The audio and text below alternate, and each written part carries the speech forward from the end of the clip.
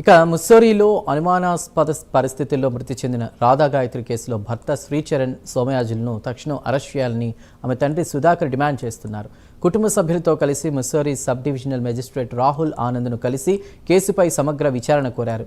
అధికారిక విచారణ చేపడతామని, మృతురాలి తల్లి సత్యవతి వాంగ్మూలాల్ని వీడియో కాన్ఫరెన్స్ ద్వారా నమోదు చేస్తామని అధికారులు హామీ ఇచ్చారు.